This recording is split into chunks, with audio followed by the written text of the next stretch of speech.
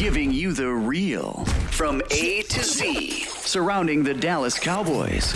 News, updates, rumors, transactions, takes, and more. So strap up, Cowboys Nation, and start your day off with A to Z Sports. Live with Will Steele. 3, 2, 1. Here we go.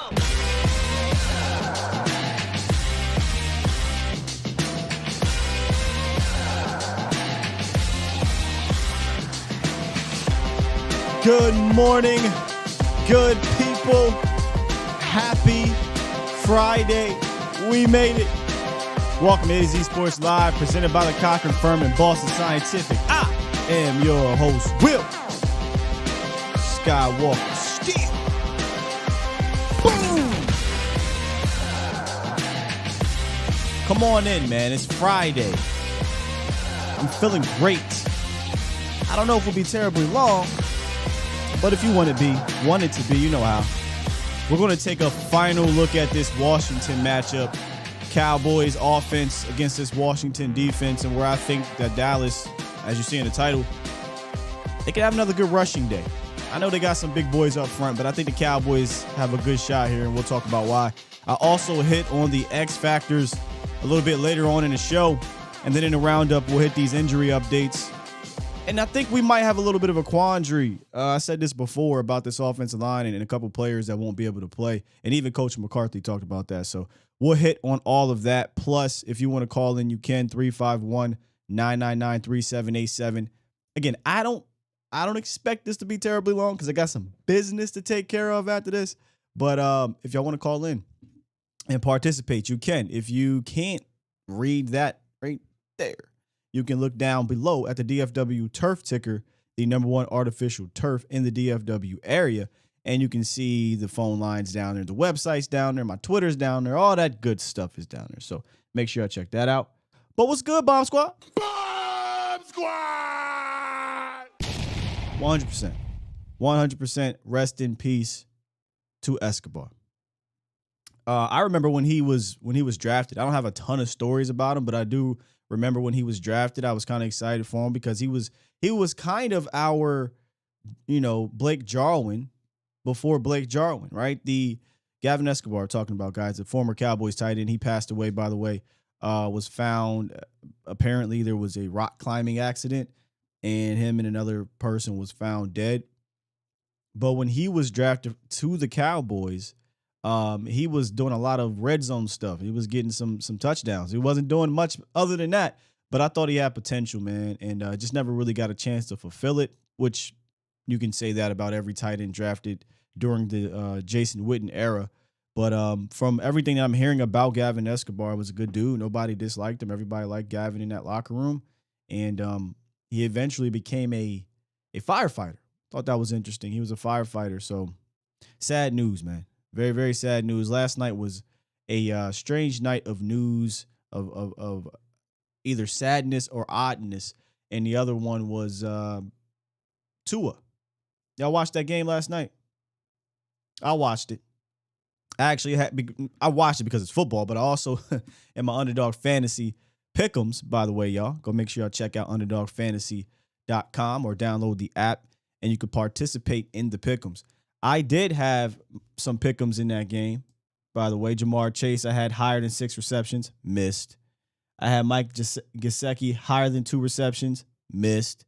And then I had Tyreek Hill over 13.75 fantasy points. I hit that, but I lost out on the rest. But I was watching that game, and, that Tua injury was just, I've seen that happen before. But we understand that something is about to come down on the league or on the Miami Dolphins. The NFLPA is probably going to get involved even more after yesterday. I don't know why he was allowed to go back out there after 5 days after what happened, or 4, whatever it was, 4 days after what happened on Sunday, where his body just gave out in the middle of him walking, and everybody just kind of turned a blind eye. Hey, we're just going to throw him back out there 4 days later on short rest, and then he gets slammed to the ground. And I'm not saying it was a soft slam. It wasn't. But, I've seen that happen before. And then, we all know the pose that he had with his hands, that was just a scary sight to see. And I was legitimately concerned, but apparently he's okay. He has all feelings in his extremities. He was walking and he was able to, I guess, fly back home with the team. But he went out on that stretcher. And, this is when that happened, I hit up Jesse, was like, man, I'm glad you were able to make it out of this brutal game, brother. We love this game to death. But when you see things like that, you're like, whoo-wee. That's why only 1% of people in this world can get to that level, and why some people decide to leave early. It's a crazy game, man. Crazy game, and I hope he's okay. I'm hearing it's some neck issues. And obviously his head as well. But I hope this doesn't affect his career long term. But yeah, just a sad day yesterday. Rest in peace to Gavin Escobar. And we hope Tua is okay too. Yeah, Dolphins are in trouble, Demetri. Dolphins are in trouble. Don't do that below. Don't do that. Don't do that because you good here. I wish somebody would tell me if I made it to the league. I'm gonna leave it at that. Let's go ahead and hit this morning roundup, man. It's time! It's time! It's time!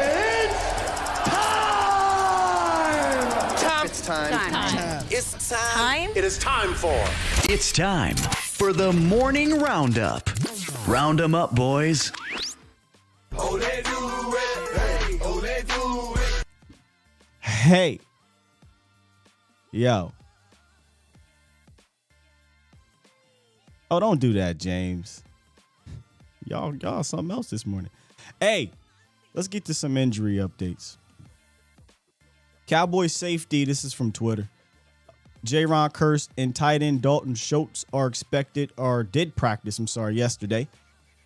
And according to John Machota, if things go well over the next few days, both are trending to play on Sunday. Big news, especially once we get to our X factors. You'll see why I think for one of these guys, it's a big deal.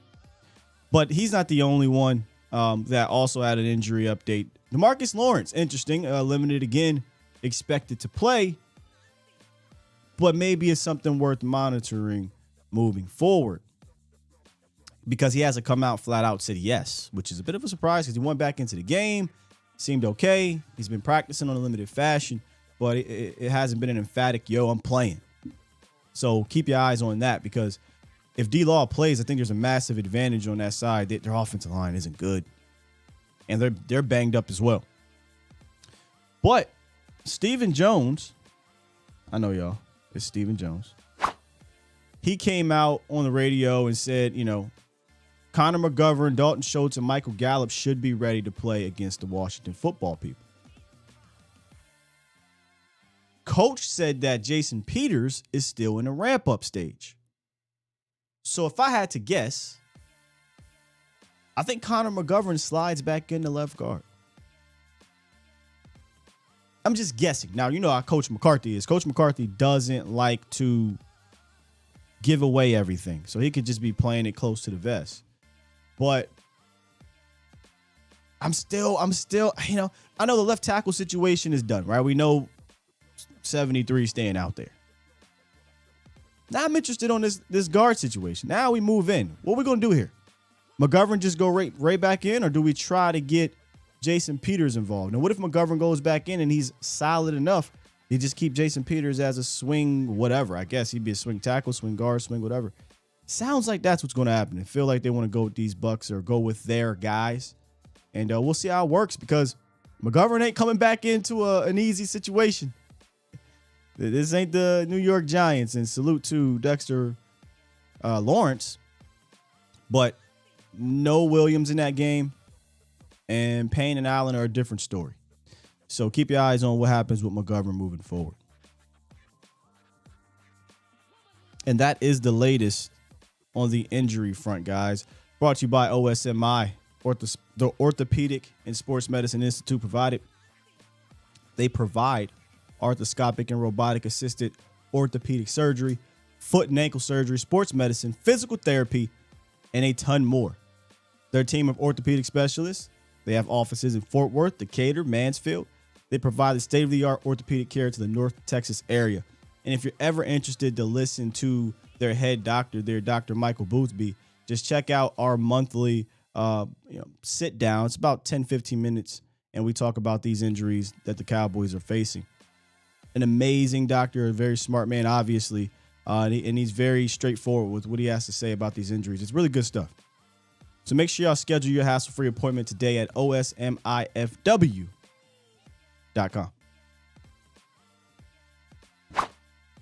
And then finally, Tyler Smith and Terrence Steele were talking to reporters this week about getting the running game going. Terrence Steele lit up essentially, right, when asked about committing to it. And he basically said the PC version of things. Hey, as long as we continue to have success with it, we stick with it, it gives us confidence and things like that. Make no mistake about it, these boys want to get out firing on opposing teams. They just do. Tyler Smith talked about his aggressiveness and finishing on plays. This is what he had to say, and I quote, "We harp on covering and finishing. That's definitely something Philbin and Blasco, O-line coach and assistant O-line coach, have been preaching to me since day one I got here. Playing hard until the whistle blows. I try to play aggressive. I try to play physical and play hard to the whistle. I personally think this could be a big day." And I don't even have the lines open, my bad. "I think this can be a big day for this offensive line again." And it's not because I think the Washington football people's defensive line or front seven or what have you is bad. No. It's not because of that. It's because I just think this offensive line is getting in the groove. Mike McCarthy has kind of put his foot down here, and I think we're starting to see an identity form. It's only been 2 games. But what's the saying, y'all? It takes like 7 days to break a bad habit, or is it 3 times is a habit, or 2 times is a trend, or whatever it is. We're starting to get to that point where this is becoming habitual, right? But can't get too crazy. We thought it was habitual last year, and then out of nowhere, it dipped. And that's why I said at the beginning of the year, you guys know I've been saying it, it's not really the beginning of the season. I want to see what happens towards the end. I want to see what happens when teams start countering. But at this point, given the situation with the Cowboys, you got to just keep chalking them up and try to find this identity. And I think we found it. We just got to keep at it. And I'm going to tell you why I think those big boys up front have the potential to keep at it when we break down this Washington defense. So stick around for that, Cowboys Nation. Let me get to the phone lines real quick. Listen, I forgot to open the lines. I opened the lines, and 850 was in here already. Now, as y'all know, Pulse of the Nation is presented by the Cochran Firm.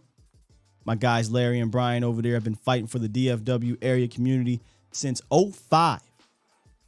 And if you are in the DFW area, or Houston, by the way, and you're dealing with anything from personal injury, wrongful death, fraud, truck, automobile accidents, whatever it may be, do not be afraid to call for legal advice. Hit up the Cochran Firm, 1-800-THE-FIRM, or schedule your free consultation today at CochranTexas.com. 805, you've been on hold. What's goody? How you doing today? I'm good, man. How are you? I'm blessed, brother. This is Dallas Sports, 1977. I'm just going to talk on what happened. I didn't get the chance to watch the game last night, but I saw what happened to Tua in that football game. Yeah. And I guess we all experienced head injuries. It brought back something happened to me many years ago when I played football. I got hit one time and had a concussion.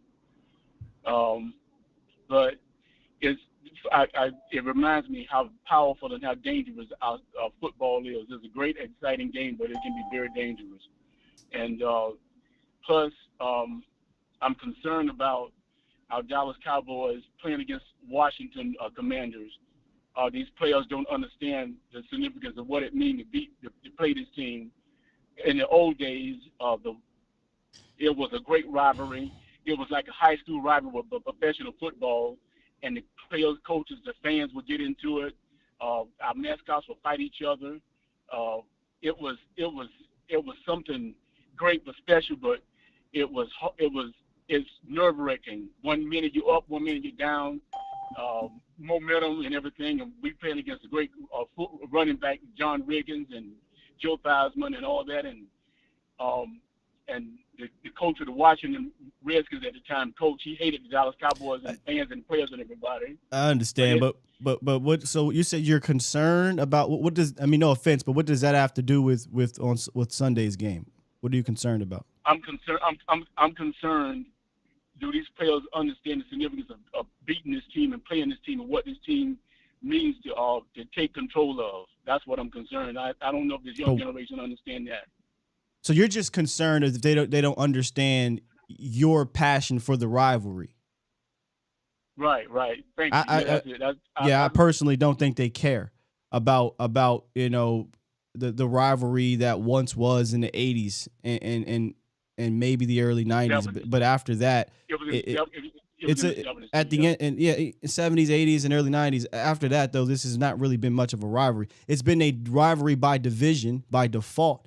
But at this point, it's, hey, this is a division game. It's important. We got to get out here and get it done. I don't think they're going to get up anymore because it's the Washington football people. I think they're going to get up because they know they got to get this victory, especially, dealing with the injuries they're dealing with. And this is no disrespect to rivalries, because I do think in 2 more weeks, that is the more prevalent, more present rivalry, in my opinion. But, hey, and I get it, man. You're a fan since the 70s and 80s or what have you, so it means more to you. But in that locker room, I guarantee you, they're not worried about a rivalry from 30 years ago. They're trying to get this victory, man. Right, that's true. Well, I've been liking the Cowboys since I was 5 years old, so that go back to the 60s. But the thing is, and another team, the Philadelphia Eagles, is another one. I don't like Washington, and I don't like Philadelphia, and I don't like none of those teams, and never will root for them. I feel the same way you feel about Philadelphia. I can't stand those teams. Yeah, I can't stand Philly. I think that's the more prevalent rivalry right now. And so that's what I'm concerned about. But I'm pleased with Mike McCarthy. I hope he take control and let Kellen Moore know that he need to run the football more and play within the grasp of winning the game, knowing that our backup quarterback is not Dakota Prescott, and play within the parameters of that. We got a chance to win this game, because even though it's a rivalry game, because Kellen Moore, sometimes he gets so cute and he forgets this is professional, and it's not Boise State University where he's running all these trick plays and everything and getting out. Once he started a game, like before the 5th possession, he's out of he stopped running the football and he tried to get cute, and that's what causes us to lose games and stuff. So that's all I'm concerned about. Yep. You got to stay the course, man. Appreciate the call, good brother. God bless you, brother, and keep it good, great work and content. I'll be following you, bro. Thank you. Skywalker. I love you, bro. God bless. Thank you. You as well. Bye-bye. Yeah, I don't mean to diminish the rivalry to our fans, but I'm just looking at it in that locker room. I guarantee you, it shouldn't be a concern that they're. I'm just leaving it at that. I just think to us, to the fans, definitely the older fans. Yeah. Washington, my stepdad, but this is his biggest rivalry, Washington, because they grew up and that was the biggest rivalry. I ain't gonna lie to y'all. Hey, Washington? Over the last how many years? Nah, man. To me, it's Philly and then New York, because New York's been winning the Super Bowls, and then Washington. So, and I don't think they look at it that way in that locker room either. But it is what it is. Let's get down to breaking this Washington defense, and we'll get back to these phone lines. Let's take a look at some of their top defenders. Make no mistake about it. They got some guys. But this defense is led by, when I mean led by, I'm talking about defensive coordinator Jack Del Rio. Oh, brother, this guy stinks! Jack Del Rio was in the news in the offseason, and I'm going to just leave it at that. He is what he is. But Jack Del Rio, he's supposed to be a very respectable defense coordinator, but this Washington defense has been anything but respectable. Now, they got talent. Their front seven is much more talented, in my opinion, than the New York Giants from last week. Montez Sweat, pretty damn good pass rusher. You know, he gave us problems a couple years ago, but ain't a couple years ago no more. Deron Payne, Jonathan Allen, we know about those boys. Jamin Davis, he's been used as a blitzer a lot this year, but from a pure linebacker standpoint, I still think there's a lot to be wanted from that end. But I'm not a Washington football fan, but he's had success, you know, getting to the quarterback this year. But make no mistake about it, this defensive front goes as Deron Payne and Jonathan Allen goes. Problem is, on the ground, they haven't been going that well. Overall, they're 27th in the league in yards per game, but y'all know that could be skewed. But they're 28th in yards per play. That's terrible. When you watch them, and I watched all three of the games, they just doesn't feel like a physical defense to me. And they can't tackle.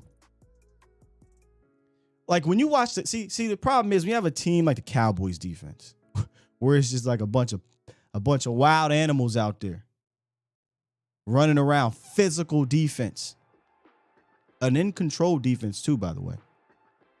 Organized chaos we talk about with the Giants. No, this Cowboys defense is a different animal.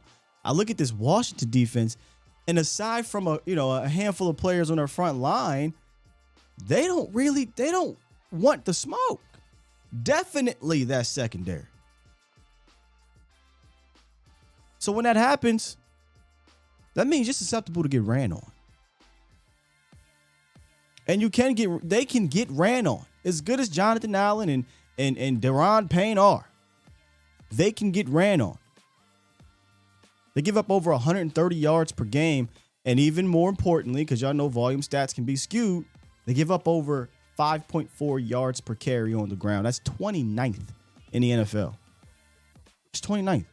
Now, it didn't happen at a frequent rate last week. They played a little bit better last week against the Philadelphia Eagles. I look at the Eagles as a little bit more finesse team, though, when they rush. But that's not how Jacksonville or in Detroit did things. Detroit is pretty much smash mouth football. And the Washington football front did not handle the smash mouth football well. Oh, what did Dallas do against the Giants? And Cincy, for that matter. They played smash mouth football. They struggled with that power. And it wasn't like Detroit was doing all this fancy stuff. Yeah, they had a guy pull, and that was kind of cool having an offensive lineman go in motion like that. Shout out to Kyle Shanahan. But it's just straight up running. They just ran it all over Washington. Same thing in Jacksonville. Their running backs in Jacksonville had 110 yards on 15 carries. Detroit's running backs had 109 yards on 17 carries. Ezekiel Elliott, Tony Pollard. Hello. And I'm not even talking about a play like this, right? Because that does count as a rush. But I'm just talking about the running backs having success. But if you can get Kevontae Turpin on a jet sweep, this linebacking group is not good to me. Not very disciplined either. They ain't good in pass coverage either. Like, I'm really not trying to rail on this defense, but I just don't think it's particularly good. I thought I saw a lot of breakdowns in their coverage last week. For as good as, and that was a damn dime, for as good as Jalen Hurts has been the last few weeks, I felt like he got really greedy. And so did Philly in this game. It was 24-0, but it could have been way worse. They struggled in the red zone. Jalen was trying to hit massive big plays all over the Washington football people, and he did. Devontae Smith was killing him. A.J. Brown was killing him. Their secondary is not good. Fuller is cooked. But their linebackers aren't great in coverage either. Y'all remember that seam route I keep showing back-to-back weeks that we just haven't hit with Ferguson quite yet and Cooper Rush? I think this is a week that it could happen. I do. And it may not be Ferguson. It may be Hendershot. It may be Dalton Schultz. But I think that seam route with the tight end can be hit. Now, they don't lack a pass rush per se. They do have 8 sacks. And Jonathan Allen and Deron Payne are still dudes, right? Like, they still can give you trouble, and that's why I stick around for our X factors. But if they're not getting home, this secondary is getting cooked. Or as my guy would say. I ain't gonna lie, I'm getting cooked. So what do they do well, Sky? Not much. But where they're best at this year so far, to me, is in the red zone.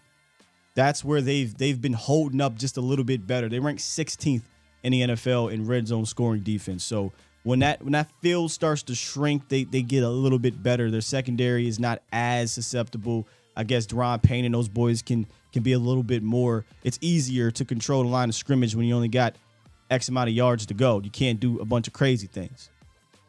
But I also saw one of their dudes get mossed down there. I also saw tight ends get off. But so they're just, to me, it's just not a particularly good defense, Cowboys Nation. Not yet, at least. Maybe at some point it comes together. Maybe it's this week, But I just think there's opportunities to, again, rush for over 120 yards against this Washington front without even being cute. Like, I'm not saying that, and I hate to use the term cute. I shouldn't say that because he wasn't cute last week. Without getting too creative. And that doesn't mean pull back from the creativity. Continue to build on that because you can get action off of that. But just simple traps, simple counters, sweeps, just simple things that they had trouble dealing with on the ground. And if you run the ball well, it makes the job easier for your quarterback. And if you're and your quarterback's playing with a ton of confidence, so if you can keep that going, I think you can have success offensively. There's a potential to have even more success than you had the first 3 weeks. And then I'll give my score predictions on Sunday. Now, do I think it's going to 40 points or something like that? Nah. But I do think this offense can take another step in the right direction against this defense. I do. All right, I'm going to go ahead and lock these lines up. We got a good amount up in here. And we're going to get through everybody while we are here. 469 was next. What's up, 469? Hey, what's going on, bro? How you doing this morning, Scott? I'm good, man. How are you on this Friday morning?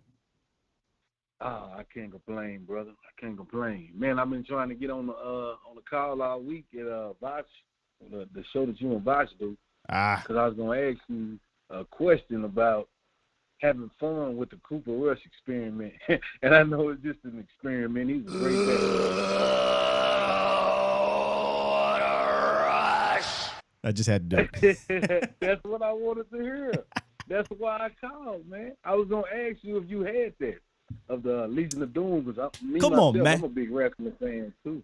Come on, man. Yeah, I had that in a tuck from last year when he beat Minnesota. I came on here the next morning and I played that. And then I remember, oh, wait, I gotta bring that back out. I also almost changed my microphone that has the Legion of Doom / Road Warriors on it in celebration of Cooper Rush. Yeah. That's dope, bro. Yeah. I must have missed that show last year.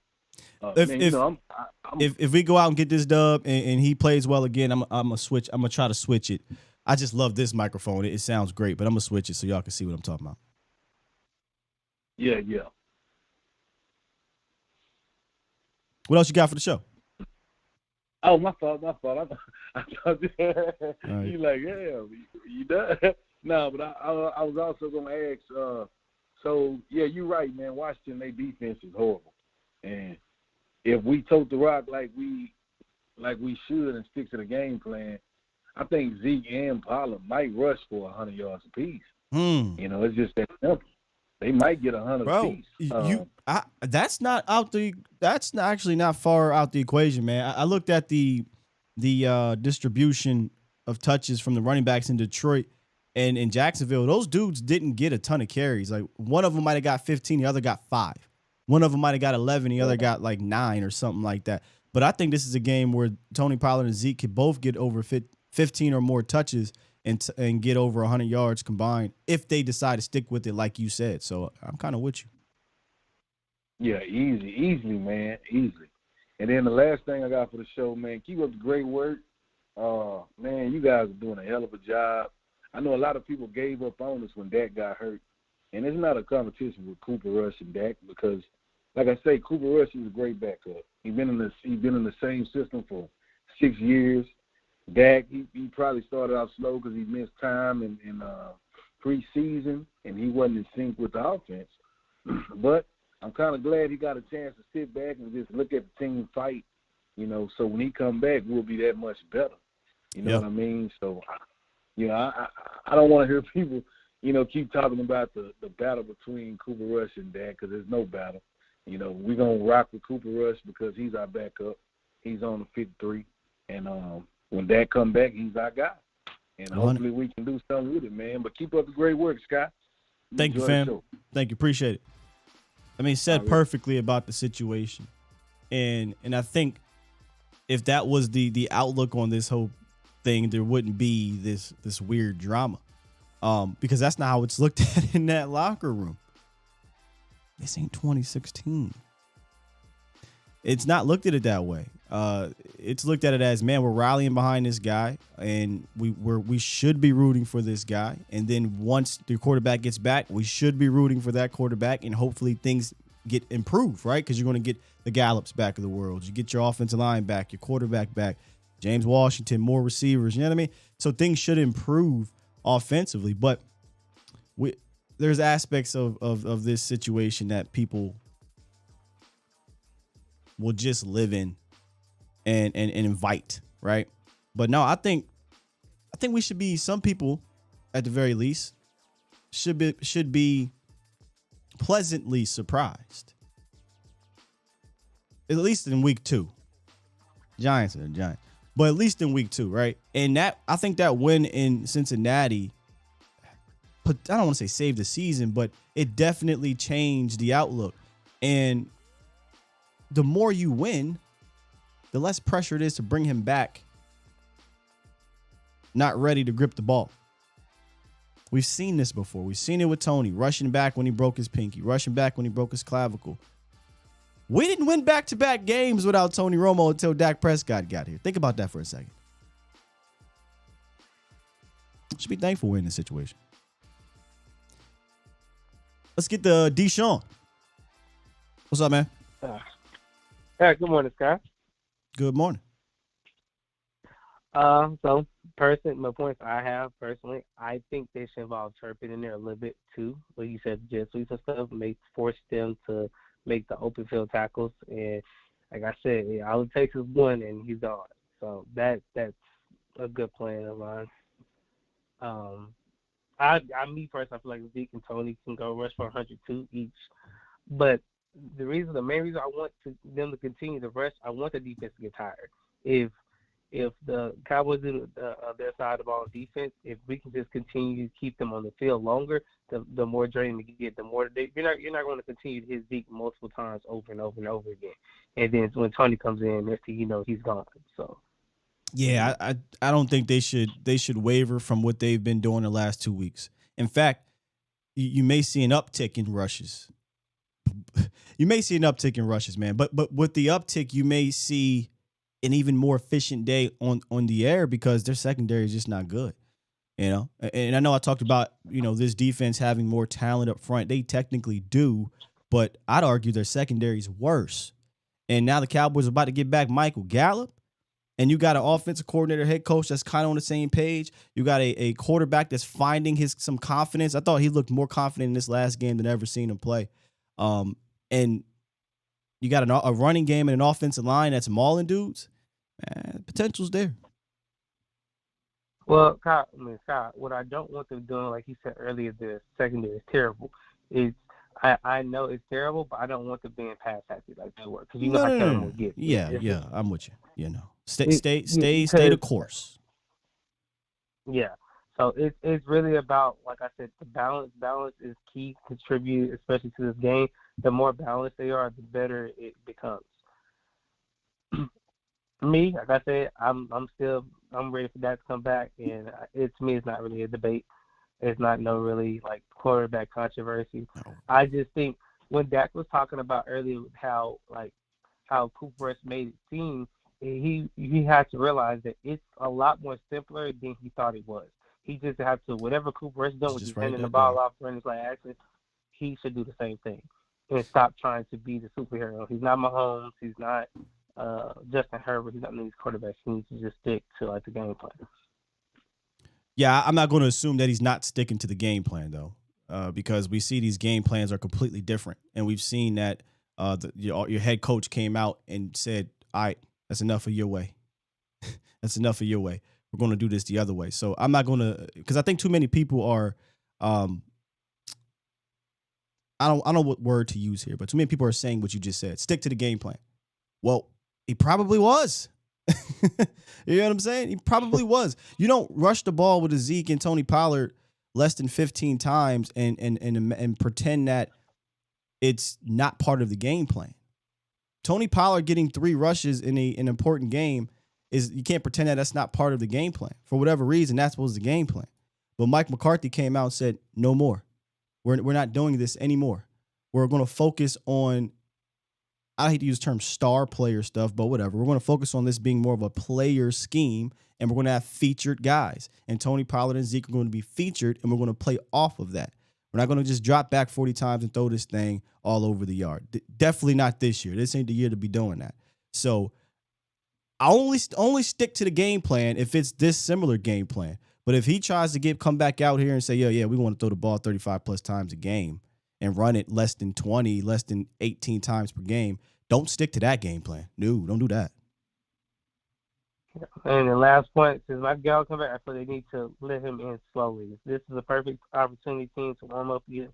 Don't overrush him, especially his mental. That's why he didn't play last week. So I want him to slowly, pick back up where he left off. Yeah, we definitely don't want him to get hurt here. All right, Dan Scott. All right, thank you. No problem. Yeah, don't get greedy. I'm with you with the call. I don't give a damn who's the quarterback. Don't get greedy. Stick to what's working. I don't know how many times I have to say that over the last 2 years. And here's what worked last week. In play action, the Cowboys were 11 for 15, 158 yards, 107 rating, 10.6 yards per attempt, and a touchdown. And it could have been more. CeeDee Lamb dropped a wide open. I mean, goodness gracious, you couldn't be more wide open. Dropped a wide open deep ball that probably puts this about 200 yards, 12 for 15, higher rating, higher YPA, possibly another touchdown. When they didn't run play action, 10 for 16, 57 yards, 89 rating. Here's the important part. 3.6 yards per attempt. That's not a mistake. It's because the way that Cooper Rush plays, and it's the way it's being called. He's going to hold the ball longer in play action because the play action is getting guys to fall back, right? So if teams are falling back, if they're committing and dropping back, the rush isn't getting here, the defensive line is not firing upfield, got more time to throw. When we're not doing play action, I think it's something like, it could have been less than 2 seconds he was getting rid of the ball against the Giants. But it was ridiculously fast, hence why the YPA is shorter, because it's smoke screens, it's quick slants, it's hitches, you're not really throwing the ball downfield. You're not going through progressions. You're getting maybe 1 or 2 reads on that side of the field. There will be opportunities. We're going to get to the X factors. There's going to be opportunities in this game, and I'm hoping we kind of see them do and again, I'm not saying get crazy and get greedy, but give a little bit more to Coop and see if we can take advantage of the outside, because Philly damn sure did. And me personally, I think that CeeDee Lamb could do some similar things. Michael Gallup's back. I think Michael Gallup can do some similar things, but you got to let it develop down there from a passing standpoint. And if the only way you're going to let it develop is by running play action, then run the play action and get it involved. Run it. Let's get to 832. 832, what it is, what it do. Good morning. How you doing? Good, man. Scott. Hey, long time listener, first time caller, man. I really love your show and I enjoy it. I just want to hit a few quick points real quick because I know your time is short. So, number one, I mean, you really just kind of hit on what I wanted to touch. But number one, I think, it's two observations. It's not a criticism of Dak. It's two observations that I kind of see. Number one is I feel like Coop is more decisive with the ball, and it's because he's making those quicker reads, and I'd like to see Dak do more of that. Then number two, is CeeDee Lamb. Same thing. I think Dak needs to be more intentional about getting CeeDee Lamb the ball. I think Dak spreads the ball out, and he doesn't utilize his number one in the manner that they should be used. Best part of the game plan. That's the problem. That was part of the game plan last year. Yeah, they definitely. Now, in week one, he did have 11 targets, though. They just weren't connected. Yeah. I agree. The other thing, two more things, and then I'll hang up. I know you want me to land a plan. No, you're good. One is a question, and then the other one is just kind of a dream. I feel like we have a Super Bowl defense if we can add one player. We need to go get that boy out of Chicago, that linebacker. Let's go get him. It ain't gonna happen, but that's the dream. I forget his name. I'm trying to remember. Raekwon Smith, I believe. Yes. Is it Raekwon Smith? Roquan Smith. Roquan Smith. Either him or let's go add Lockett. This is the perfect opportunity. Let's do it. We need to do it. And then last thing, and I'll hang up. Like I said, I've been listening since you started. I love your show. You got the best show. You and love, man. Oh man, thank you.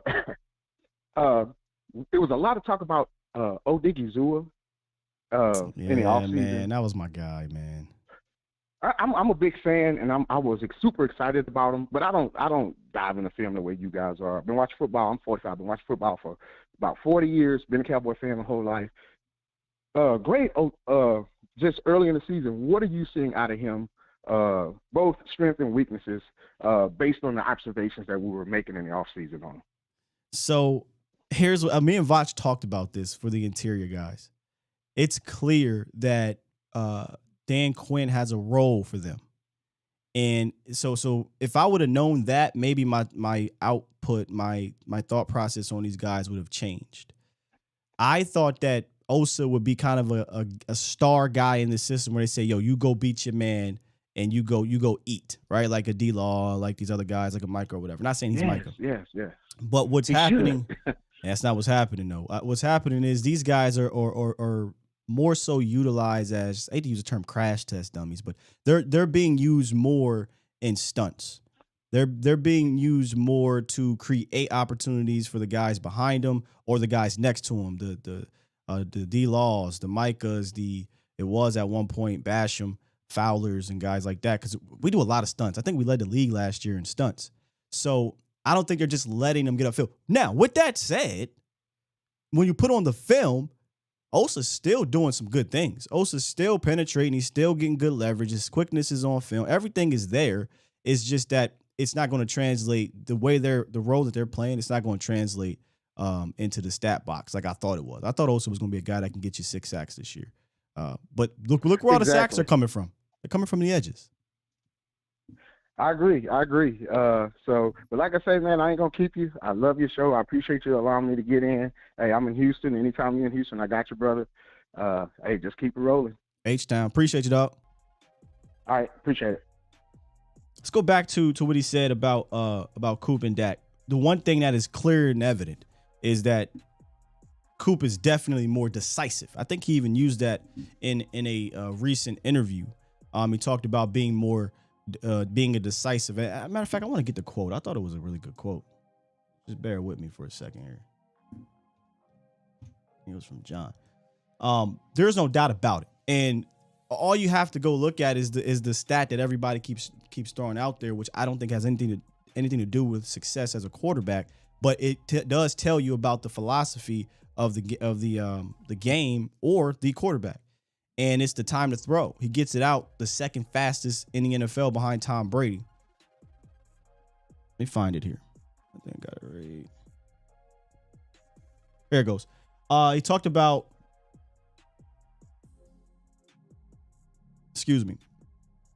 trust your instincts. You're usually right. And you usually struggle when you second guess. And look at the first week of the season. Now, again, I don't think that was a particularly great game plan, and you're only going to have 5 or 6 opportunities. We talked about that the next morning to take advantage of what it is, because there's going to be something there every time. And there was maybe 1 or 2 of those times where Dak didn't second guess himself. Every other time, it was a double hitch. We talked about that. Rip it. What we say? Trust it, rip it, live with it. Trust it, rip it, live with it. And he wasn't doing that. And it resulted in an incomplete pass, thrown behind. It just wasn't a very clean game. So yeah, he's definitely more decisive. Now what I want to see them build upon is expanding on the quick game, taking advantage of tendencies. Because now teams are going to, now I don't think he's going to be here for all season, but the more tape you get, the more tape you get this year. Because last year, this wasn't the case. Last year said Wilson. Who else was out there? Lamb and Amari Cooper.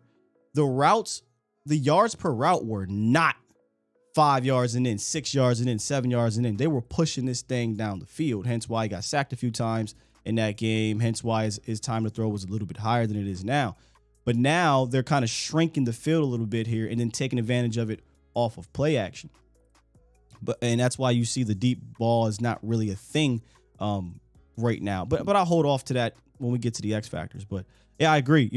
He's definitely more decisive. I think Dak needs to be more trusting of himself. For whatever reason, I think he lost trust, and we talked about that a lot last year. He lost trust in himself. He lost trust in his front line. I think he lost trust in the game plan, to be completely honest. And it just showed in that second half with erratic play. And now all we got to go off of is the Tampa Bay game. But let's not mistaken it here. Let's not. When this team is balanced, when this team is playing with momentum, when the quarterbacks, both, because I've seen both of them have weird confidence stretches. This is a productive offense. And I don't see why I can't get back to that as long as we remain balanced. I don't want to go out here and throw the ball around 40 times a game. I don't. I didn't want to do it last year. But I'm open lines back up. I'm feeling good. I open lines back up. I'm going to do one more, then I'm going to get to these X factors. So hold tight. 3, 2, 1, what up? What's up, Law? Oh, my bad. What's up, Scott? That's how I know you be calling in the Law show a lot. What up? Hey, what's up, bro? Hey, so I actually had a question to ask you because it's bothering me about Dalton Schultz. Do you think it's smart to have him run blocking with that PCL injury that he has? Because he's going to have to get into those lower positions and have to go and pretty much explode into his blockers. And Zeke last year, he wasn't really having to get as low into those positions like Schultz has to, which is something that I'm looking at, and it's kind of like, I don't know if I really want him back just yet. I may want to hold off another week or so he can want to get a little bit more of that explosiveness back. Oh, a little bit. Who are you talking about? Schultz ain't got no explosiveness. But I know what you're saying. I know what you're saying. You're saying, he's got to explode up into a block or explode out into a block. I'm not gonna lie to you. I don't know where he's at medically. Like I don't know. If he says I feel fine, I don't have any issues with my knee, and it's truthful, then we should be cool. But if he's on some Zeke Elliott stuff, remember Zeke was like, yeah, I'm not the same, but I can go out there and play, then probably not, because we're going to rely on a lot of 12 and 13 personnel throughout this year, and we're going to need our tight ends to block. And I thought, Jake Ferguson was, I know this is early, and y'all can hold me accountable for this. I probably shouldn't say this after 3 games, but I think Jake Ferguson's your best blocking tight end. So. Yeah, I was going to say Ferguson was killing it versus New York. Mm-hmm. Peters, Smith was, oh my God, he was really good, man. And I was also going to ask you a question too, because this is, I'm pretty sure you guys already covered this, but when Tyron Smith comes back fully healthy, if Tyler Smith is playing at a high level or close to where Tyron Smith is playing, do you sit him down in order to let Tyron finish out the rest of the year? No, it's time. This is Tyler's. This is it. Once they decided when they brought in Jason Peters that Jason Peters was going to play guard, that's it. We're not going back. Yeah. Tyron Smith just comes in and he's your swing guy. I know that sounds crazy as hell. Unless Tyler Smith starts playing like trash, right? Like he just starts playing really bad during that stretch. Then you slide him inside to get his confidence back going. But if that's not happening and Tyler Smith just continues to be solid out there, because I don't think he's playing amazing ball at left tackle. I think he's playing solid enough to continue to build on. And then maybe week 10, you're like, yo, he's playing damn good ball out there. He's top 10 tackle or something like that. But then you move him inside if he's playing less than average ball. But I think it's over for Tyron. I'm not even expecting him to come back. He may, but I'm not even holding my hopes out for that. Okay, and then my last question. Do you think it would be smart to kind of train, to just want to get Tyron familiar with the right tackle spot just in case anything was to happen to Steele and he goes down later in the season? Tyron? Yeah. Yeah, yep, I think so. If Tyron comes back, I would definitely, get some reps out there at right tackle. I'm surprised they're not. I'm surprised they're not doing that with Jason Peters. Because if Steele goes down, I know it's left to right, but who you trust more, Josh Ball or Jason Peters? Peters. Yeah. All right, brother. Man, appreciate the call, man. That's interesting. I didn't even think about that. Josh Ball, thought about that. But getting Jason Peters involved at right tackle now, if he's not going to play left guard. Not that Steele has been injury guy or anything like that, but what if he gets hurt? Y'all ready for Josh Ball? I ain't ready for Josh Ball, Cowboys Station. I ain't, man. All right, let's get to my X factors for this game. We're going to knock them all out in one go round. Number 1, tight ends.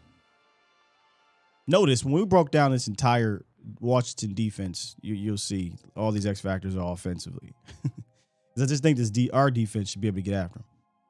Tight ends.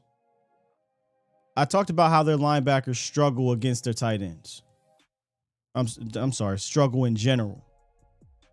But against tight ends this year, Washington has given up 13 receptions for 150 yards and that one touchdown to Dallas Goedert.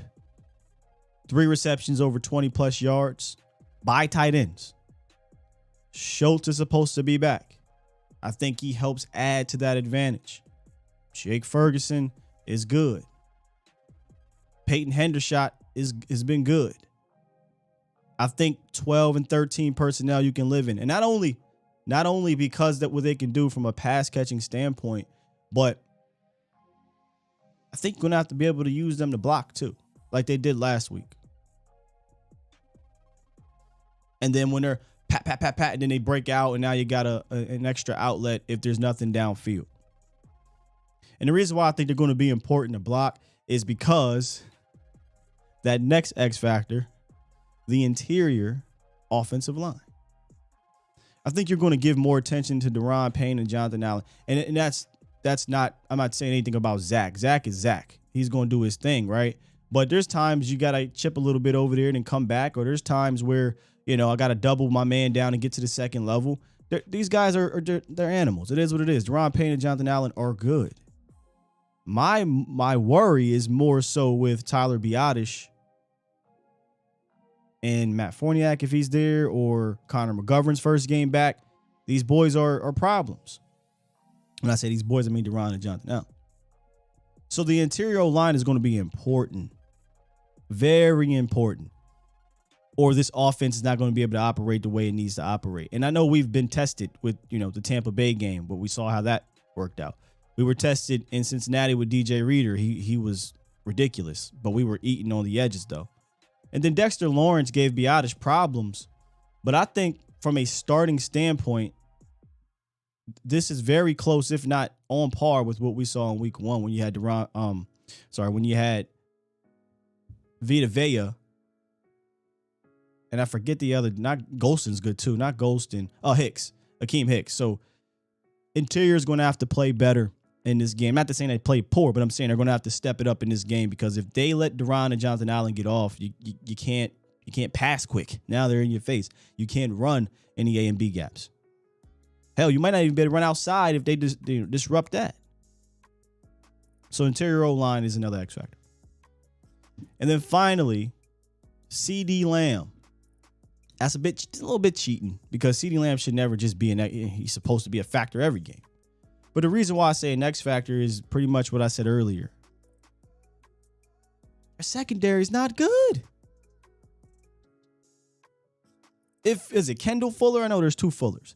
If Kendall Fuller is lined up over CD Lamb most of this game, go at him. Go at him. Do not be afraid to go. He's terrible. Now, William Jackson III may be back, but he hadn't been that great this year either. You know, he was questionable last week, and then he sat out the game, but he's been practicing this week, so I think he's going to play. But ain't nobody scared of William Jackson III. Now, where I would like to see them go at them a little bit more, and I'm not saying get pass happy, this is kind of intertwines with what I was talking about earlier, is down the field. Devontae Smith and A.J. Brown just whooped on those boys down the field last week. And that's not really been the strong point of Rush's game this year so far. Not for the lack of trying. I mean, it hasn't been a ton of shots down there, but not for the lack of trying. He's had 9 opportunities, 20-plus yards downfield, and it's 2 for 9 for 22%. But even if you count that drop, which was counted in adjusted completion percentage, it's 33%, which ranks in the bottom half of the league. I think it's something like 22nd or something like that. But the 22% right now is 30th in the NFL, and he has a second fewest completions and I think bottom 3 or 5 attempts. So Dallas isn't really trying to stretch the field at this point, whether it be out of play action or not. Now, play action, however, is where they are stretching the field. So go back. Let me see if I can find it here. There you go. If you need to, go back to this so you can take advantage of the matchup out there. If they had good safeties, if they had good corners, maybe, you don't really try to test them in that manner, even in play action, unless they're fooled, which they get fooled, and they aren't that good. So if you don't want to try them from a standard non-play action drop back, which, as we see the tendency here, when they're not doing play action, we're getting the ball out and averaging less than 4 yards, at least last week. So if that's going to be the case, then yeah, go to play action. Because I think you can take advantage of Kendall Fuller. Is it Kendall? Fine. I don't want to mess this dude's name up. Yes, Kendall Fuller. There's a Fuller brother. Fuller brothers. So those are my X factors in this game. The tight ends, I think, could have a big day. Even if it's not from a statistical standpoint, they can block. They have to block. The interior line, if this may be the number one X factor. If they don't get it done, we could see this offense struggle. And then CD Lamb. If the tight ends help block it up, if the interior helps block it up, I think you can get some shots downfield. Those are my X factors. Get back to the phone lines. Good time. Let me get up out of there. I told you I got some business, Dan. What's good, Shavance? Yeah, what's good, man? What up with you, man? I'm calling because I have a couple guys. I read some articles about Chris Harris, cornerback, and Denzel Mims. About Looks Chris? like the guys just Say this again? Chris Harris, cornerback, yeah. Yep. And Denzel Mims. Mm-hmm. He's a wide receiver. Looks like some guys we can get on the cheap. Just something to keep an eye on. The main reason I called was to drop a bomb. What do you think about bringing Dak back as soon as Rush loses a game? Whenever that is. I'm not sure where you're getting at with that. I don't think that should determine when he comes back. I think Your phone. Do you have me on speaker? Well, no, I'm outside. Because I'm getting a bad feedback. Hold on, let me mute you. It's bad. I don't think bringing him back should determine on a loss from Cooper Rush. It should be determined based off of his health. Right, and I'm saying let him get healthy. But the other thing I'm saying is I'm looking back at Dak's career. I'm looking at his rebound year last year, and I'm looking at game one. And the problems he's having with not throwing on time or throwing behind his receivers, he still has. And Cooper Rush doesn't have that. And it seems like I don't know if you noticed it, but it's like we get. Why are we acting like Cooper Rush is this ultra? Hold on. We're acting like Cooper Rush don't throw behind people. It's not about Cooper Rush. It's about Dak Prescott. That's what I'm talking about. What about Dak Prescott's first game where he threw for 400 yards and 3 touchdowns and got the Cowboys the lead with a minute left? Are you complaining about? Which game? The Bucs game? The yes, first you game said last season? yes, that game. It was yes. the first game last season. Because it was the first game last season. Yeah. What about it? That was a long time ago, bro. That's what you just brought up. NFL's all. I'm talking about looking at his career as a collective. He had one good game last season. All the other games, he did that terribly, and he's been doing it. Oh, Jesus Christ. Dak Prescott had one good game in 2021. Goodbye, sir. What's good? Set it off, Chris. Please bring back sanity. Man, get your goofy Please ass bring off back this damn sanity. show, Like man. that. Like Talking listen, that bro. Foolishness, man. That's dumb. That's the trash, man. That was terrible. Like I don't Your care. ass out of here with that. I don't Man, care God if damn, you believe man. he ain't the guy and he all this other thing. I don't care about that. But what I don't understand is why do people have to lie? Why do people have to make things up to push their agenda? Now Dak Prescott had one good game last year. Sir, you sound like a fool. And I don't want to do that to you because you're part of the show. But we're not going to be doing that, man. Plus your phone was sounding terrible too. But what up, man? Man, I hate that, man. God damn, man, you breaking this thing down. This guy Stinks. That was one of the worst calls I've had in a long time. Jesus, man. Hey, man, what Grace in that, man? What am I doing Grace in that, though? Yeah, we need to get Grayson in here. Where my homie Grace in that, man? Give my man some tickets, dude. Make sure he's straight, man. God damn, man. Man, it's too hard, man. And man, I commend you for that, man. I commend you for taking all of our calls, man. Because sometimes we ramble, we go all over the goddamn. Yeah. But I appreciate you. And he was all over the place. He brought up game one last year, and then when I talked about game one last year, he said that was last year. Well, fella, you brought it up. I mean, Jesus Christ. This fan base is strange to me. It's so strange. We're on a 2-game winning streak. We're 2-1 with the potential to be 3-1 and bring back our drop that we love. Set it off, Chris. And what do we do? Yes. What do we do? Let me find my guy. You ain't gonna see this, but I don't want peace. I don't want peace. I want problems always. I want problems. Why? Hey, dude, I want all the problems because of this. So crazy. I want all the problems. I don't want nothing nice. All the good things that are nice in life, I don't want that. Yeah, I don't want it. Hey, man, this is my question. I'm gonna get out here. I know that you can talk about the Fuller kid. Fuller kid's bad. The other kid they got playing right now, he's pretty much of a ball hog. So my question is, going into this thing, Noah's played well, and are they really thinking more about putting 40 back in there, or really going with the power line, or just the best five, which is Tyler? You mean Jason, McGovern? Tyler, Zach, huh? You mean putting McGovern back in there? Oh, heck no, bro. I'm not trying to put McGovern back. I'm trying to go Tyler Smith, Jason Peters, Tyler Biotic, Zach Martin, Terrence Steele. That's your best five. That is the absolute best five you have right now. And I just saw Mike was talking about he doesn't think Gallup is back to 100%. Wait. You said Mike said that he doesn't think Gallup is back to 100%. He doesn't look like he's 100% to him. Oh, my question is, that's new. Yeah. He said he doesn't look like he's 100% to him.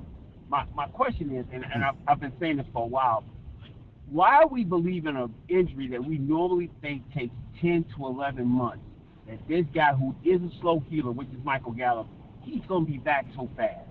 That's my only question. When you had the doc on and he was talking about all the different parameters when it comes to healing, for him to be at his optimal level, it's probably best to keep him out to the 5. Why rush him back, right? Why rush Michael back when you're getting production from Noah Brown? CD, I think, has had his one game where the lights come on, he'll be a number 1. You still got to get some Semi, and you definitely got to figure out what you're doing with Tolbert, which I think he's going to be a developmental guy. That small school, the light's a little too big, pissing down his leg, type situation is on. And I don't. So I'm with you. I don't know how much are we rushing him back or we not. I feel like Michael Gallup last week gave me confidence that we're not rushing him back because he is kind of now in control of, hey man, I'm not ready. He said physically, I'm good. By the way, look at some of these throws. I mean, he's throwing behind everybody, right? Oh, he can't. God, man, it's ridiculous. If Michael Gallup came out and said, hey man, I'm just, I'm not physically feeling right, but I'm gonna give it a go, then we got problems. Right. But I don't think he's doing that. Yeah, I've always felt that from the beginning. I just feel it's a year-long injury. He got hurt in December, and it's going to take him at least to the bye week for him to say, okay, I can go give it 10, 15 snaps. So let's go get this. We were looking for the production from James Washington. We were looking for the production from Tolbert. We never expected it from Noah Brown. Yeah. And I think with the two tight end sets, with Hendershot, with Ferguson, you can get enough offense, at least in the passing game, to make it work. I'm just not in this hurry to rush a guy back from an injury when we can get production elsewhere. And that's just my biggest question, bro. I just want to get your thoughts on it, man. And man, I just hate when people get on here with the foolishness and with this nonsense about Rain. They gotta let it go, man. That dude replaced Tony. It happened. It's a long time ago. You just gotta get over that shit and move forward.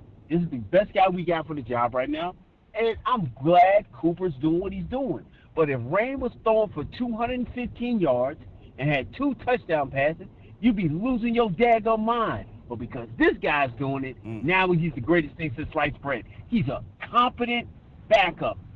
Here's what you got to realize. They cut. Go ahead, brother. Listen, there 2 things can be true. He is more decisive, right? Like Cooper Rush has been more decisive, definitely at least this year. And the other thing can be true is that I do think on those slant routes, for the most, we've only had a few of them that we've seen, but one. But on the one, it definitely was put out in front of him better than we've seen Dak do it on a consistent basis. But we haven't seen Cooper run a slant like that as many times as Dak has, for number 1. Number 3, for whatever reason, it's as if we choose to ignore the bad passes that Cooper Rush has had. Like, he's thrown a good amount. He don't throw them, bro. What are you talking about? He don't throw bad passes, homie. He's thrown a good amount of them. But no one gives a damn. Hold on, no one gives a damn because we're winning and we shouldn't, right? No one's pointing it out. But if this was flipped around, we're pointing out every single last bad throw. If we go and chart even some of the completed passes in that game against the Giants, for instance, the wide open to the tight end, he threw that ball behind Hendershot. If he throws it in front of Hendershot, he's running upfield. So we got to stop acting like, this dude is a perfect quarterback too. Both of these quarterbacks have flaws. It is what it is. Absolutely. One just has a higher ceiling. And if you are blind to see that, then I can't help you. I don't get why we can't critique one and also say, yeah, he still gives this team a better shot in the long term to get where the Cowboys need to get to. But hey, man, everybody gonna have their opinion. Just don't come on here lying. That's all I gotta say. Don't lie. I had a guy in the chat who was dropping these stats. Yeah, he was dropping. He was lying. Like, bro, like you can have your opinion, just don't lie. That's all I'm saying. Yeah, man. Hey, man, listen, I meant to tell you, on that package that was supposed to come to you for the drink to pour, I guess your little Skywalker. So I'm sending it to your WMS spot. And the way homeboy acted, go ahead and get your little something and kick back on this, kick back later on today, man. Because you ain't working at 3:05. So I'm gonna send you a picture because we drinking at 3:06 today. 100. Because it's Friday.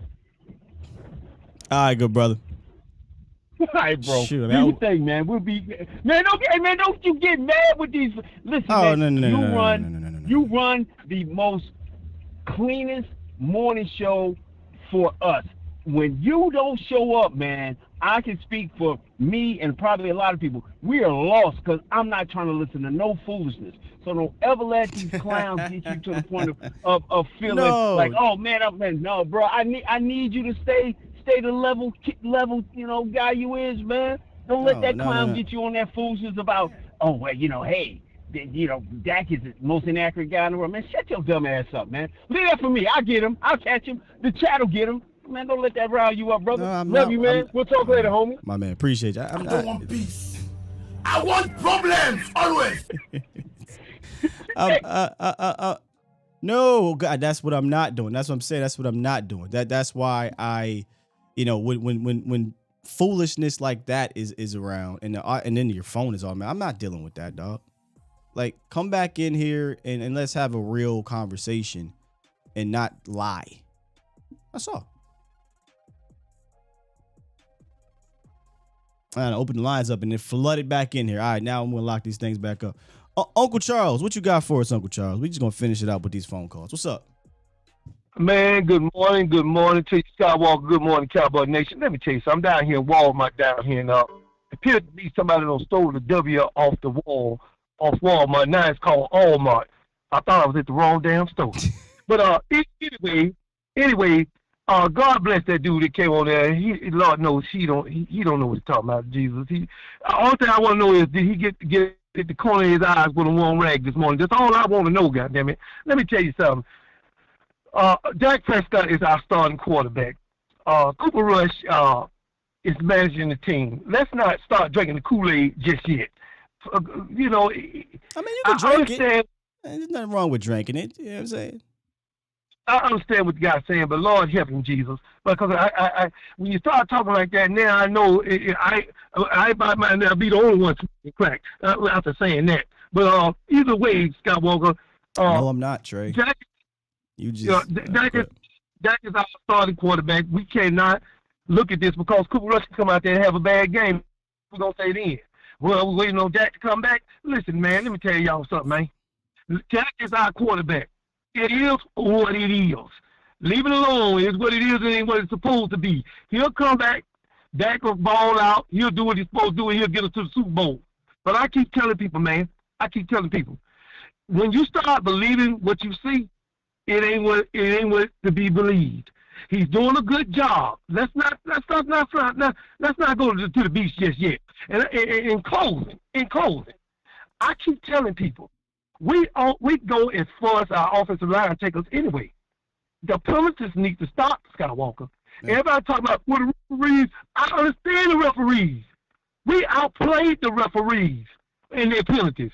I'm talking about outplaying the penalties you earn. See, don't nobody go to jail for free. They earn and go to jail. You can't go in the bank and say, Judge, when I robbed the bank, it's because I needed the money. Well, I need for you to do something. I'm going to give you 30 years. You're going to need 30 years, and you ain't going to never get out.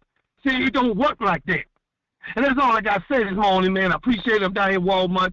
I'm finna go in here in a few minutes, but look, they got blocked off. But look here, I'm going here, man, check out some business, and I appreciate you, bro. Good morning. I appreciate you as always, Unc, man. You have a good and safe weekend. Yes, sir. Now let me get to the point. I don't know if it was a question. We didn't get a chance to elaborate on it because he went far left. But he said, "What do I think about putting Dak in when Cooper Rush loses?" That doesn't even make any sense. Because now you're not showing faith in any quarterback. Hey, we gonna sit bro down until you lose. Man, I feel like this is just such a fantasy land what some people have about the game of football. Truly. What if he has 325 yards, 3 touchdowns, 0 interceptions, and they lose 22-25? Did you notice what I just did there? What if he has 286 yards, 3 touchdowns, 0 interceptions? And he goes 23 for 35, and they lose 22-25. Without actually watching the game, would you blame him?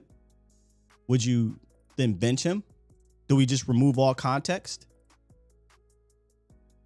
No. You put him back in when he's healthy. Last thing on this, but I'm pretty sure more people are going to talk about it. Ain't nothing about this controversial to that team. That's what y'all fail to realize. This is wonderful. This is great. The only time this gets controversial is if he gets back in and they lose bad. He plays bad. The offense looks terrible. They completely abandon what they were doing prior. Then it becomes a controversy. Other than that, this is just fuel for the people that do not like the starting quarterback. That's all it is. And that's cool. You can choose to be Daenerys Targaryen and live in that fire. You can absolutely do that. That is your decision. I choose to look at this as a wonderful situation. That's just me. Nacho, real quick, what you got? Good morning, my man. How you doing? I'm good. How are you? What you got for us? Friday. Happy Friday. I'm going to cut down to the chase.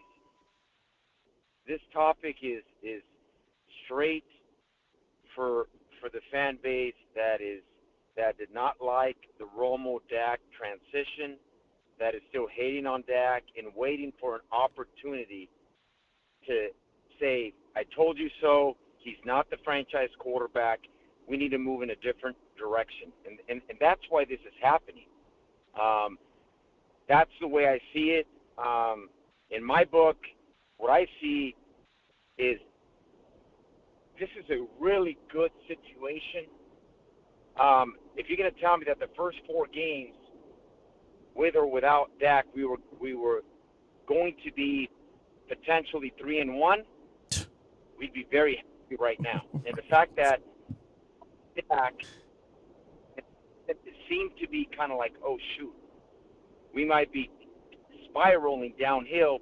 It has really transformed itself to, I think, is the best thing that happened not only to the coaching staff, to the locker room, and it just raised the bar for everybody to hold everybody more accountable and figure out a way to be successful. That's kind of what I see, Sky. What do you think? Yeah, man, I'm with you. This is a great situation to have, man. It's a great situation to have. You know, I think it's a great situation, and at the end of the day, hey, listen, if and when, obviously, I'm hearing that Dak is gripping the ball, I'm hoping they take their time. You know, right now the football team is playing well. They're doing good. Cooper Rush, hey, he's doing an excellent job. Let's continue to do what we do and continue to have that faith that, hey, listen, we have a good, solid backup that understands, knows our system, has come in and done a good job. So let's keep it at that. Yeah. And when Dak comes back, my main thing is going to be this, and I'll leave you with this. Please. I'm very skeptical about this, and I'm going to say it because that's my opinion on it. I am hoping that the offense, the way we've kind of tweaked it somewhat, information, running more emphasis on running the football and staying with it and kind of allowing our defense to play downhill and just making the offense more, if you will, more it's not as complicated as it was prior. And if they can continue to do that when Dak comes back, I think he's going to even flourish even more. Now, if they change it back to, this is Dak, now we're going to go attack, I think we're getting out of our. Your concern is that you're skeptical that they'll revert back to being a pass happy offense. Absolutely, That's and fair. that is my and to me is why. But why you said that was it though. I'm with you. Yeah. Man. I appreciate it, Nacho. I'll get to it. All right, my man. All right. Yep. I always got a lot, man. I'm sorry. That's okay. Right, that's okay. I just don't want your point to get lost. So I'm gonna get to that. Absolutely. Thank you. That is very fair. That falls under the same category of we have to see it. I can come on here. I could pretend like it's not going to happen. Same thing with other things lining up offensively, running game, all the things I said. Hey, we got to see it because I haven't seen it. That we got to see it. It was 100% fair to be skeptical that this offense does not, or this offense reverts back to being pass happy. So hopefully this man has more to say about that than anyone else. Because I personally think he is the main reason why this thing has balanced itself out. And I'm talking about Mike McCarthy for those who are maybe running his back. Man, I just looked over and saw two interesting super chat. My man L said, quote from the oldest man in the business. Sky, quote, we need a win, brother. I could have just summed up everything that just went down the last 15 minutes with exactly that. You understand me. And I understand this fan base. This is exactly what we need, L. A win. I'm not talking about winning in the regular season. I'm talking about a legitimate win. Y'all know what I'm talking about. Not necessarily even in the Super Bowl. This is why we need a win. We can't, as Cowboy fans, or I shouldn't, and I say we because I have to say we, but not everybody. But there's a certain groups of fan bases that can't enjoy certain things like this because we've been living in this toxicity and this putrid of a franchise for 27 years. It's why I shifted my lens. Man, I'm week to week. Because if I look at it any other way, it's depressing. Living this thing week to week, move forward, it's so much better. Enjoy the season more that way. And then shout out to you, damn ENT. Damn ENT, just keep dropping bangers again. You come over to the Cash App. Appreciate you, damn ENT. Dropped 60, man. Said Dak's our guy. Cooper's doing what he's supposed to do. Holding it down till Dak comes back. Don't panic. Beat those commies. Put respect on McCarthy's name. I'm with you. Got to put respect on McCarthy's name. Got to put respect on McCarthy's name. Probably Titan fans are in here because Cowboys, A to Z Sports Nashville, A to Z Sports Dallas, Nashville Titans. So probably why there's Titan fans in here. All right, last call today, man. What a Friday. What's good, James, the truck driver? Hey, what's up, Sky? What's up, Sky? How you doing, bro? I'm good, man. How are you? And it sounds like you're on the road, so be safe. Yeah, I'm on my way home, man, battling this rain. Hey, I'm gonna make it real quick. When Dak comes back, I mean, he's our quarterback, so I ain't trying to hear all this mess about this quarterback controversy. When Dak comes back, I want him to hand the ball off the same way that Cooper Rush is handing the ball off. I don't want to see Dak throw the ball 40, 45 times a game, because now if he does that, we're reverting back to this Kellen Moore crap. This is not Kellen Moore right now. This is Mike McCarthy. I want to keep this offense going the way that it's going right now. And I know that we're going to be getting some receivers back, but I don't care about that. The receivers can eat off of them 30 throws. I don't want to see 45, 50, 40 throws a game. I don't want to see that. But I want to touch on a different topic, and I'm gonna ask you a question, and I'm gonna take it off the air. I've been hearing these two words these past 2 days real tough, and the two words are progress stoppers. Okay. So let me ask you a question, and I'm gonna take it on two separate positions. If James Washington come back and he fall out, will he be a progress stopper? And is LVE a progress stopper? Bro, have yourself a good weekend, and I'm going to check on you on Monday. James threw me that and said, I'm out of here. Yeah, that's a good one. That's a good one. Appreciate you, James. Enjoy your weekend. Drive safe. Let me make sure I just don't forget. LVE and James, progress stoppers. That's...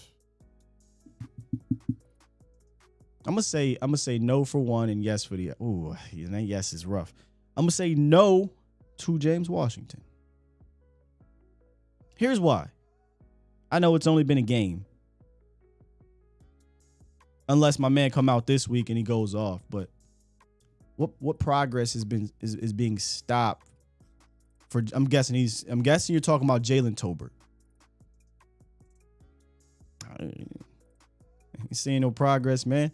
And that's not a knock on him. He's a third-round rookie. He's still young. He's still trying to gain some momentum. And if James Washington comes in and gives you a better shot, it gives you a more trustworthy option. I'm trying to win. That's been my thing this whole time. I'm trying to win this year. We could deal with the rest next year. If Tolbert came out and looked like the wide receiver 2 or 3 for this team, it'd be a different story. But it just hasn't happened, unfortunately, like we wanted to. Where I think James Washington, he knows this league. I know I don't want to say use the word struggled, but he didn't do anything crazy the one day he was in camp and he got hurt in OTAs. But nope, I don't look at James as a progress stopper. I look at him as a guy we need. On the other hand, LVE, I feel like I feel like he's stopping the potential progress of one Jabril Cox. They don't play the same position, but if I could swap somebody in and out, I would love to get to see more Jabril Cox. I just would. I just think there's more potential for playmaking ability with Jabril Cox. So yeah, in a way, I do think LVE is a bit of a progress stopper. Not because I think LVE is playing the worst ball in the world or anything like that, but he's kind of along the lines of what I said coming into this year.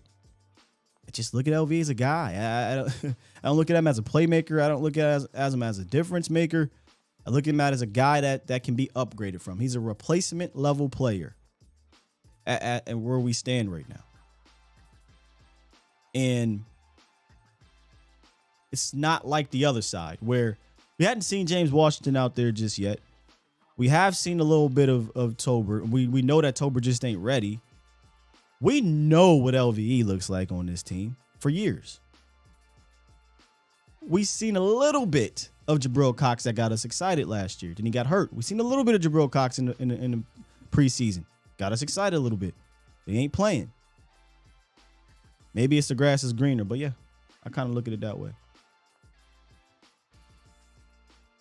And I'll wrap it up with that. We going, y'all been wild in this chat box. Y'all know how I get when y'all get wild in this chat box, man. The whole damn Chasta fan focus of the morning. Presented by Boston Scientific. Y'all know we got to pay these bills, man. ED can affect your self-esteem and impact your most important relationships. Take a free online assessment that you can share with your doctor. Click the ad to learn. Ad is in the description. There's permanent satisfaction and satisfying solution to treat your ED. So visit edcure.org, sponsored by Boston Scientific. And yes, Damone Clark next year. If Damone Clark was healthy, maybe he doesn't beat out LVE. But I don't know that Damone Clark would be inactive, man. I really liked his tape from LSU. I think next year, I love the potential of this linebacking group next year. Shaq, are you running this back, Shaq? It got crazy there, man. It got crazy. But we're going to go ahead and wrap this thing up. I appreciate y'all for being here. Do me a favor if you enjoyed the show, whether we agree or disagree, whether you come in with foolishness or not. Hit the like button. Subscribe if you want to be a part of this foolishness. Share it with your friends, families, and foes. Make sure you check me and my guy, Jesse, Game Day Lives, this Sunday. Early game, thank goodness. Texas Live. We'll be there covering it pregame, postgame, and halftime as well. I'm in my zone, on the road to the Super Bowl. Every game on the schedule crucial, it take a toll.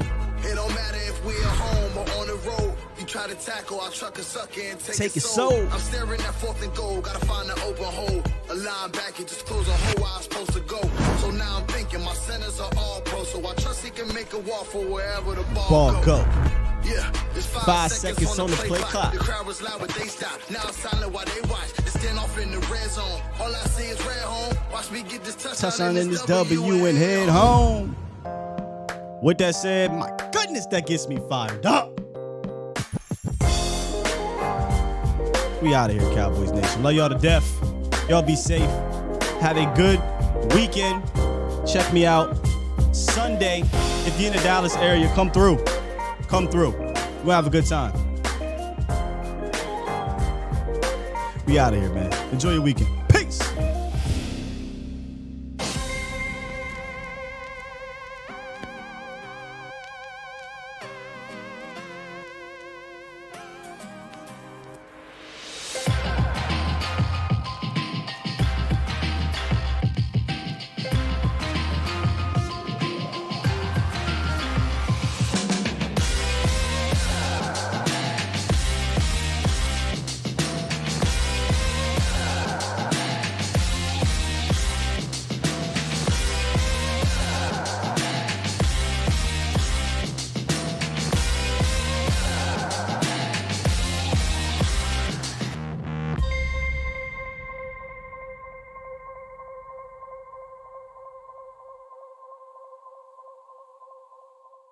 I don't have the patience to jack with you today.